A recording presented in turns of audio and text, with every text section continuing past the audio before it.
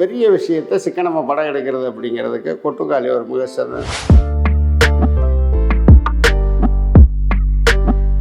இவங்களுக்கு சொல்லி கொடுத்து நடித்தாங்களா இல்லை இவங்களுடைய வாழ்வியலை அப்படியே பதிவு பண்ணாங்களா, நம்ம ரெண்டையும் பிரித்து பார்க்க முடியாத அளவுக்கு கமலஹாசன் இருக்கக்கூடிய தனிப்பட்ட. அதனால் வணிக ரீதியாக இந்த படம் வெற்றி பெறுவதற்கான வாய்ப்புகள் ரொம்ப ரொம்ப ரொம்ப கம்மி. வாழை என்பது வாழ்வியல், ஆனால் அதுக்குள்ளே அவர் அரசியல் பேசியிருக்காரு, சமூக ஏற்றத்தாழ்வை பேசியிருக்காரு, நயவஞ்சகத்தை பேசியிருக்காரு, முதலாளிகளுடைய சுரண்டலை பேசியிருக்காரு. 2.5 மணி நேரம் உங்களை உட்கார வைக்கிறாங்கன்னா அது ஒரு மிகப்பெரிய விஷயம். அந்த கடைசி 20 நிமிஷத்தில் தான் எல்லாத்துக்கும் தெரிய வரும். அந்த ஆக்சிடென்ட்டில் தப்பி பொழைச்ச ஒரே கேரக்டருமா. இந்த வீடியோவை உங்களுக்கு வழங்குபவர்கள் பேசஸ் pay, secure digital payments with multiple features and great success rate. வணக்கம். இன்றைய சந்திப்பில் நம்முடன் இணைந்திருப்பவர் பத்திரிகையாளர் ராமானுஜம் அவர்கள். வணக்கம். வணக்கம். இந்த வாரம் நிறைய படங்கள் வெளியாகுதுன்னு நினைக்கிறேன். என்னென்ன படங்கள் வெளியாகுது? கொட்டுக்காளி சூரியன் நடிச்சிருக்க படம், அதே மாதிரி வாழை மாரி செல்வராஜ் டைரக்ட் பண்ணியிருக்க படம், சாலான்னு ஒரு புதுமுக நடித்த படம், இது இல்லாமல் நம்ம சூப்பர் ஸ்டார் விமல் ஹீரோவாக நடிச்சிடக்கூடிய போகும் இடம் வெகு தூரமுள்ள, அந்த 4 படம் தான் கண்ணுக்கு தெரியுது இது வரைக்கும். இதில் முக்கியமாக இன்றைக்கி திரைக்கலைஞர்களால் பெரிய லெவலில் புஷ் பண்ணி தூக்கி நிப்பாட்டிடக்கூடிய படம் கொட்டுக்காளி. ஏன்னா அது ஒரு ஆவணப் படம், ஒரு டாக்குமெண்ட்ரியாக எடுக்கப்பட்ட ஒரு படத்தை சூரி கரடன் படம் ஓடுனதுனாலையும் சூரி அதில் நடிச்சிருக்காருன்றதுனாலையும் அந்த படம் தியேட்டர்கள் ரிலீஸ் வருது. அதுக்கு காரணம் அவனுடைய தயாரிப்பாளர் சிவகார்த்திகேயன்.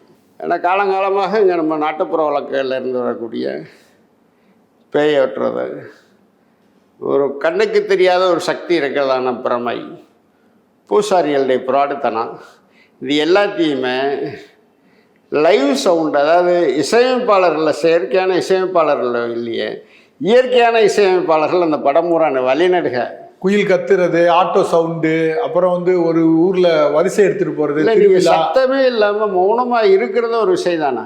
ஸோ அது பல்வேறு கேள்விகளுக்கு உங்களுக்கு கேள்வி எழுப்பி அதுக்கான பதிலையும் விஷுவலாகவே டைரக்டர் சொல்லிட்டு அதாவது சிக்கனமாக படம் எடுக்கிறது எப்படி, பெரிய விஷயத்தை சிக்கனமாக படம் எடுக்கிறது அப்படிங்கிறதுக்கு கொட்டுக்காளி ஒரு மிக சிறந்த. ஒரு ரோடு, ஒரு ஆட்டோ, ஒரு 4-5 பேர், 2 பைக்கு, எதுக்கு பெட்ரோலு தான். அது முன்னுக்கு ஒரு கேமரா ஃபிக்ஸ் பண்ணியிருப்பார் போல், அது வாட்டி ஆக்ஷன் ஸ்டார்ட்டு கட்டெல்லாம் எதுவுமே கிடையாது, நீ போயிட்டே இரு நான் பார்த்துக்கிறேன் அப்படின்ட்டு அப்படி எடுக்கப்பட்ட படம். மூட நம்பிக்கைக்கு எதிரான ஒரு படம். அதனால தான் கமல் இன்றைக்கி அந்த படத்தை பற்றி சிலாகிச்சு பேசும்பொழுது, நான் அதில் சூரிய பார்க்கல, கொட்டுக்காளி இதைத்தான் பார்க்குறேன் அப்படின்னு சொல்லியிருக்கார். ஏன்னா கமல் மாதிரியான ஒரு மிகச்சிறந்த கலைஞர்கள் ஒரு படத்தை பாராட்டும் பொழுது அதுக்கு 2 வகையான எதிர்மறையான விமர்சனங்கள் சமூகத்தில் வரும். கலைஞானி சொல்லிட்டாரு, அவ்வளோதான் படம் முடிஞ்சு அப்படிம்பாங்க. இன்னொரு தடவை அவரே பாராட்டியிருக்கார், படத்தை பார்ப்போம்னு பார்ப்பாங்க. அந்த அளவுக்கு அது ஒரு முக்கியத்துவமான படம். அதுக்கு காரணம் அதில் இருக்கக்கூடிய இந்த 2 கேரக்டர். வினோத்ராஜோடைய முதல் படம் கூழாங்கல், இப்போ உள்ள படம் கொட்டுக்காளி. 2 படமுமே பார்த்தீங்கன்னா அடிப்படை ஒரு பயணம் தான். முதல் படத்தில் அவன் மனைவி கோச்சிக்கிட்டு போயிடுவாங்க, அவன் போய் அந்த மனைவி அழைக்கிறதுக்கு போவார், பையனும் அவனும் நடந்து போயிட்டே இருப்பாங்க, அது ஒரு இது. இப்போயும் பேயை விரட்டுறதுன்னு சொல்லிட்டு ஆட்டோவில் பயணம் கிளம்புறாங்க. 2 படத்துலையுமே ஒரு முக்கியமான ஒரு மைய விஷயம் பயணம். இந்த ட்ராவல் அப்படிங்கிற ஒரு கான்செப்ட் எடுத்துக்கிட்டாங்கன்னா இதில் ஒன்றும் பெர்மிஷன் வாங்க வேண்டியது இருக்காது. இப்போ நீங்கள் ஒரு குறிப்பிட்ட இடத்துல ஒரு ஷூட்டிங் எடுத்தோம்னா அதுக்கு பெர்மிஷன் ப்ராப்பரெல்லாம் இருக்கும். கூழாங்கல்லாக இருக்கட்டும் இல்லை எந்த படமாக இருக்கட்டும், 2மே மலை சார்ந்த பகுதி அல்லது கிராமம் சார்ந்த பகுதி. இந்த ரோடில் நீங்கள் முன்னுக்கு கேமரா ஃபிக்ஸ் பண்ணிட்டு முன்னாடி வண்டியை வர சொல்கிறது இல்லை நடக்கிறதுங்கும் பொழுது உங்களுக்கு யார்கிட்டையும் எந்த பெர்மிஷன் தேவையில்லை. ஏதோ போயிட்டுருக்காங்க, ஜாலியாக போயிட்டுருக்காங்கன்ட்டு போகிறவன் பார்த்துட்டு போயிட்டே இருப்பான், கண்டினியூட்டி மிஸ் ஆகாது. அதனால் ட்ராவலில் ஒரு இயக்குனருக்கு இயல்பாகவே வேணால் அவர் அவருடைய படங்கள் எல்லாமே நீங்கள் பார்த்தீங்கன்னா தியேட்டரில் ஓடினதை விட உலகம் முழுவதும் ட்ராவல் பண்ணி விருது விழாக்களில் கலந்துக்கிட்டது தான். கொட்டுக்காளி படத்தில் சூரியோட நடிப்பை விட அந்த அக்காவாக நடிச்சிருக்காங்களே 2 பேர், அவங்களோட நடிப்பு ரொம்ப யதார்த்தமாக இருக்குது. இந்த படத்தை தியேட்டரில் மக்கள் ரசிப்பார்களா? பெருமைக்கு தேட்டரில் ரிலீஸ் பண்ணோம்னு பண்ணலாமே ஒழிய இந்த படம் கமர்ஷியலாக ஒரு 130 ரூபா 120 ரூபா கொடுத்து போய் டிக்கெட் எடுத்துகிட்டு படம் பார்க்குறதுக்கான ஒரு கமர்ஷியலோ அல்லது டாக்குமெண்ட்ரி படமே கிடையாது. 1.5 மணி நேரம் தான் படம். தேட்டருக்கு அது பத்தாது. 2 மணி நேரமாக இருந்தால் தான் ஒரு இன்டர்வலை விட்டு கேண்டீனில் வியாபாரம் நடக்கும். ஆடியன்ஸ் வந்தால் தானே கேண்டீனில் வியாபாரம் நடக்கும். அதனால் வணிக ரீதியாக இந்த படம் வெற்றி பெறுவதற்கான வாய்ப்புகள் ரொம்ப ரொம்ப ரொம்ப கம்மி. அடுத்து வந்து சாலா, அந்த தயாரிப்பாளரே ஹீரோவாக நடித்த ஒரு படம், குடிக்கு எதிராக எடுக்கப்பட்டதா சொல்கிறாங்க. இது ஏற்கனவே மதுபான கடைன்னு ஒரு படம் வந்துருந்துச்சு. அதில் அந்த குட்டியினுடைய தீமை எல்லாத்தையுமே சொல்லி இதை விட அற்புதமான படம். அதை பேஸ் பண்ணி வடசென்னையை பேஸ் பண்ணி நடிகனவன்றதுக்காக வேண்டிய ஒரு மதுபான பிரச்சனையை எடுத்து குடிக்கிறத விட குடிகாரனோட நட்பாக இருக்கிறது ரொம்ப மோசமானதுங்கிறத சொல்லக்கூடிய படம் தான் சாலா. அந்த சினிமா இலக்கணத்துக்குரிய எந்த வரம்புக்கும் உட்படாத படம் தான் சாலா. அடுத்து வந்து மாரி செல்வராஜோட வாழை படம், அது வந்து ஓடிடிக்காக தயாரிக்கப்பட்டதுன்னு சொன்னாங்க. இப்போ வந்து தியேட்டரில் ரிலீஸ் ஆக போகுது. அது மிகுந்த ஒரு பாராட்டையும் வரவேற்பையும் பெற்றிருக்கு. அந்த படத்தோட அனுபவம் எப்படி இருந்தது? மாரி செல்வராஜை வந்து பரியரும் பெருமாள், கர்ணன், அடுத்த மானம், இந்த 3 படத்துலையுமே பார்த்தீங்கன்னா எப்போவுமே டென்ஷனில் இருக்கக்கூடிய ஒரு சீரியஸான மனுஷனாகவே பார்த்துருப்போம். இந்த உலகத்திலேருந்து ஒரு மனுஷன் வெளியே வந்த ஒரு ஜாலி என்டர்டெயின்மெண்ட்டாக ஒரு ட்ராவல் பண்ணணும்னு ஆசைப்பட்டேன்னு வைங்க, அதுதான் வாழை. நீங்கள் படம் முழுக்க பார்த்தீங்கன்னா கிட்டத்தட்ட படம் எண்டு போகிறது வரைக்கும் கடைசி ஒரு 30 நிமிஷத்து வரைக்கும் இதுக்கு மேலே ஒரு ஜாலியாக மாரி செல்வராஜனால் படம் எடுக்க முடியுமா? 2 சின்ன பசங்க, ஒரு டீச்சர், ஒரு அம்மா, ஒரு அக்கா, மற்ற ஆட்களை வச்சு ஒரு படத்தை 2 மணி நேரம் உங்களை ஆடியன்ஸ் உட்கார வைக்கிறதுங்க, ட்ராவல் பண்ணுறதுங்கிற அவ்வளோ சாதாரண விஷயம் கிடையாது. பசங்க படத்துக்கு பின்னாடி சின்ன பசங்களை வச்சு அதில் வந்து பசங்களுடைய ஈகோ பிரச்சனையை வச்சுருப்பார். இதில் வந்து அந்த பசங்களுடைய வாழ்வியல், அவன் சாப்பிட்றதுக்கே போராட வேண்டிய கட்டாயம், ஒத்த சட்டையை வச்சுட்டு ஸ்கூலுக்கு போகிறது, சனி ஞாயிறு ஆச்சுன்னா அவன் சந்தோஷமாக இருக்க வேண்டிய கூலி வேலைக்கு போக வேண்டிய நிர்பந்தம்.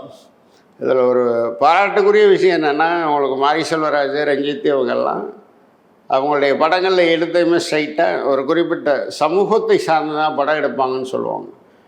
அந்த சமூகம் சார்ந்து இல்லாமல் எல்லாதனுடைய குறியீடு இல்லாமல் மாரி செல்வராஜ் டைரக்ட் பண்ணியிருக்க படம் வாழை.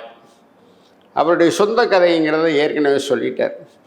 அந்த கடைசி 20 நிமிஷத்தில் தான் எல்லாத்துக்கும் தெரிய வரும். அந்த ஆக்சிடெண்ட்டில் தப்பி பொழைச்ச ஒரே கேரக்டர் மாரி செல்வராஜ் மட்டும்தான் அப்படிங்கிறது அவர் டைட்டில் கார்டு ஃபினிஷிங் போடும்போது தான் தெரியும். அது வரைக்கும் அந்த சஸ்பென்ஸை வச்சுருப்பார். சார், தமிழ்நாட்டு பாடநூல் நிறுவனம், தமிழ்நாடு அரசாங்கம் நடத்தக்கூடிய அச்சிட்டு வெளியிடக்கூடிய எந்த ஒரு புத்தகத்திலையும் வரலாறு, தமிழ், அரசியல் எந்த ஒரு புத்தகத்திலையும் அட்டைப்படமாக எந்த ஒரு அரசியல் கட்சி தலைவரோ சமூக தலைவருடைய புகைப்படத்தையோ அட்டைப்படமோ வச்சதே கிடையாது. இதில் வச்சுருக்கார் 1990. 2வது, நீங்கள் எல்லாருமே என்ன சொல்லுவான், பிள்ளையாரப்பா என்னை காப்பாற்றுப்பா, முருகா என்னை காப்பாற்றுறா, ஏன்டா சோதிக்கிறேன்னா. ஆனால் இதில் வேறு என்ன சொல்கிறாரு, 7ஆம் கிளாஸ் படிக்கிற பையன். ஸோ அந்த பையனுக்கு 12 வயசு தான். அம்பேத்கர் என்னை காப்பாற்றுப்பான். 12 வயசில் அவனுக்கு அம்பேத்கரை பற்றி தெரிஞ்சிருக்குமா, இல்லை அதை பற்றி அவன் ஏதாவது படிச்சிருப்பானா, புரிஞ்சிருப்பானா? ஸோ அது வலிந்து திணிக்கப்பட்ட ஒரு விஷயம். ஆனால் இதையெல்லாம் கடந்து வாழை என்பது வாழ்வியல். ஆனால் அதுக்குள்ளே வேறு அரசியல் பேசியிருக்காரு, சமூக ஏற்றத்தாழ்வை பேசியிருக்காரு, நயவஞ்சகத்தை பேசியிருக்காரு, முதலாளிகளுடைய சுரண்டலை பேசியிருக்காரு. அந்த படத்தினுடைய ஆன்மான்னு பார்த்திங்கன்னா சந்தோஷ் நாராயணுடைய இசை, கிராமிய இசையும் நவீன இசையும் மிக்ஸ் பண்ணி நீங்கள் குடுகுடுப்பக்காரன் இசை வரைக்கும் அந்த படத்தினுடைய டேர்னிங் பாயிண்டில் ஒப்பனிலையும் கொண்டு வந்திருப்பார். அந்த 2 சிறுவர்களோட நடிப்பு பற்றி சொல்லுங்கள். நம்ம பசங்க படம் பார்த்தா சின்ன பசங்க நடிக்கிறாங்கிறது பெருசாக பேசுவோம். ஆனால் அந்த படத்தில் ஓப்பனிங்கில் இருந்து அந்த 2 பசங்கள், கமலஹாசன், ரஜினிகாந்த், சுருளிராஜா, வடிவேலு, கவுண்டமணி, செந்தில், இவங்களுடைய மொத்த கலவையாக போட்டு இவங்களுக்கு சொல்லி கொடுத்து நடித்தாங்களா, இல்லை இவங்களுடைய வாழ்வியலை அப்படியே பதிவு பண்ணாங்களா, நம்ம 2ஐயும் பிரித்து பார்க்க முடியாத அளவுக்கு அப்படியே அவங்க அந்த டைலாக் பேசுகிறத இவங்களுடைய நடைமுறை பாவனையிலேயே ஒரு அட்டகாசமான காமெடியை கிளப்பியிருப்பாங்க. அதான் கமல் படம் எங்கே ஓடுது, ரஜினி படம் தான் ஓடுது அப்படிங்கிற ஒரு இடத்துல அதை சொல்லியிருப்போம். அதாவது ரஜினி படம் தான் ஓடுது, கமல் படம் ஓடுதே இல்லை. இது வந்து மாரி செல்வராஜுக்கும் கமலஹாசன் இருக்கக்கூடிய தனிப்பட்ட இல்லை அது வந்து எந்த திட்டமும் இல்லை, அது ஒரு யதார்த்தமான ஒரு விஷயம். யதார்த்தம் தான். நீங்கள் திருநெல்வேலி அந்த ஏரியாவில் பார்த்தீங்கன்னா கார்த்திக் படம் நல்லா ஓடும், ரஜினி படம் ஓடும், ஜெய்சங்கர் படம் ஓடும், கமலஹாசன் படம் ஓடாது. இது சிம்பாலிக்காக அந்த படத்தில் போகிற போக்கில் ஒரு டைமிங்கை வச்சு அடிச்சுட்டு போவாங்க. என்னப்பா எல்லார் படமும் இருக்குது, கமலஹாசன் படம் கிடைக்கவே இல்லை அப்படின்ட்டு. அதே மாதிரி டீச்சரை பார்த்து நீங்கள் அம்மா மாதிரி இருந்தீங்க, இப்போ எங்கள் அக்கா மாதிரி இருக்கீங்க. என்னென்னா ஆடியன்ஸுடைய பாயிண்ட் ஏதோ லவ் பண்ணுறானோ. இப்போ தான் நம்ம 10 வயசுலேயே லவ் பண்ணுறாங்கன்னு சினிமா எடுக்க ஆரம்பிச்சாச்சு இல்லை, 12 வயசு. எப்போவுமே நமக்கு வந்து சில ஆண்களுக்கு பெண் கேரக்டர்களை பார்க்கும்பொழுது அவங்கள கடவுள் மாதிரி தெரியும், மகாலட்சுமி மாதிரி தெரியும், அம்மா மாதிரி தெரியும், அக்கா மாதிரியும் தெரியும், தங்கச்சி மாதிரியும் தெரியும்.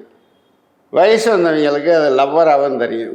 ஆடியன்ஸ் பாயிண்ட் ஆஃப் வியூவில் அந்த டீச்சரை வந்து ஒரு அழகியல் டீச்சராகவும், நீங்கள் பார்த்தா ரசிக்கிற மாதிரியான ஒரு பாடி லாங்குவேஜும் இதோடு வச்சுருப்பார். அதை அந்த பையன் மூலம் ஒரு டெலிவரி பண்ணும் பொழுது அது வந்து காமெடி கலந்துடக்கூடாதுன்றதுனால தான் அக்கா மாதிரி இருந்தீங்க அம்மா மாதிரி இருக்கீங்கன்றத டைம் பாஸிங்கில் சொல்லிட்டு போயிருப்பார். எக்ஸ்ட்ராரியான அதாவது மாரி செல்வராஜ் பண்ண படங்களில் இது வரைக்கும் அவர் வந்து லவ் எபிசோடோ இது எதுவுமே இல்லை. இதில் என்ன மிகச்சிறப்பான விஷயம் என்னென்னா ஹீரோயினியும் கிடையாது, ஹீரோவும் கிடையாது, எல்லாமே கேரக்டரு. 2.5 மணி நேரம் உங்களை உட்கார வைக்கிறாங்கன்னா அது ஒரு மிகப்பெரிய விஷயம். நன்றி, வணக்கம். இந்த வீடியோ உங்களுக்கு பிடிச்சிருந்தா லைக் பண்ணுங்க, ஷேர் பண்ணுங்க, கமெண்ட் பண்ணுங்க. மறக்காம OH சினிமா சேனலுக்கு சப்ஸ்கிரைப் பண்ணுங்க.